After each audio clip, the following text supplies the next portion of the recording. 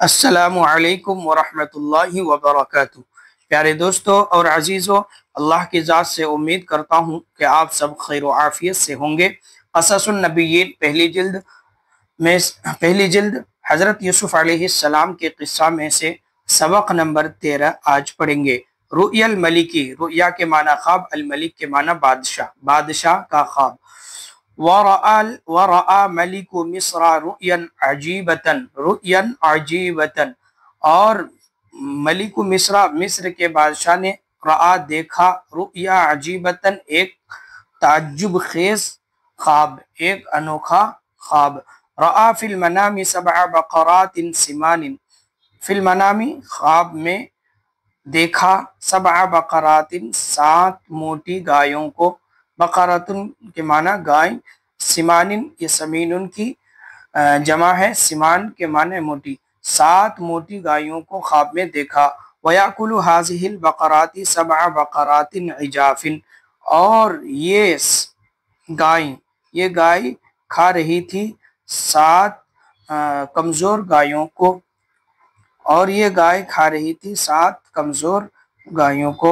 وَرَآ مَلِكُ 7 سُنبُلَاتٍ خُضْرٍ اور بادشاہ نے دیکھا، وَرَآ الْمَلِكُ اور بادشاہ نے دیکھا 7 بالیوں کو، 7 ہری بھری بالیوں کو، وَسَبْعَ سُنبُلَاتٍ يَابِسَاتٍ اور 7 خشک بالیوں کو۔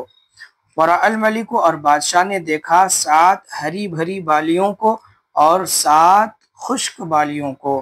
تعجب الملک من هذه الرؤيا العجیبۃ اس انوکھے خواب سے بادشاہ کو تعجب ہوا۔ تعجب الملک بادشاہ تعجب میں پڑ گیا، من هذه الرؤيا العجیبۃ اس انوکھے خواب سے۔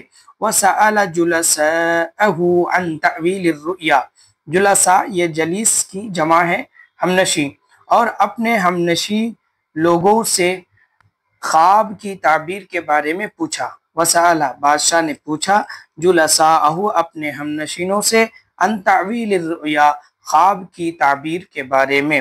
قالوا ان سبوں نے کہا، ھذا لیس بشیء یہ کچھ بھی نہیں ہے، النائم یرا اشیاء کثیرۃ لا حقیقۃ لها النائم سونے والا، یرا دیکھتا ہے، اشیاء کثیرۃ بہت ساری چیزیں، لا حقیقت لها اس کی کوئی حقیقت نہیں ہے۔ تو یہ جو آپ خواب دیکھے ہیں اس کی بھی کوئی حقیقت نہیں ہے، ان لوگوں نے کہا۔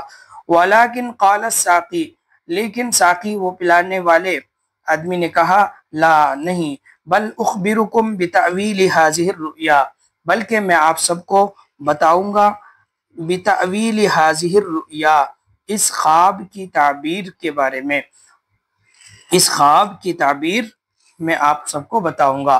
وَذَهَبَ السَّاقِي إِلَى السِّجْنِ اور ساقی جیل کی طرف گیا، قید خانہ گیا۔ وَسَأَلَ يُوسُفَ عَنْ تَأْوِيلِ رُؤْيَا الْمَلِكِ اور حضرت یوسف علیہ السلام سے بادشاہ کے خواب کی تعبیر پوچھا، اور ساقی نے یوسف علیہ السلام سے بادشاہ کے خواب کی تعبیر کے بارے میں پوچھا۔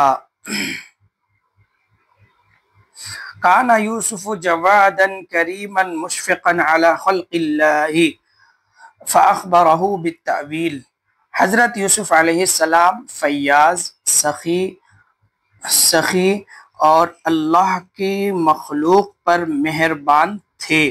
فاخبرہ تو انہوں نے ان کو خواب کی تعبیر بتایا۔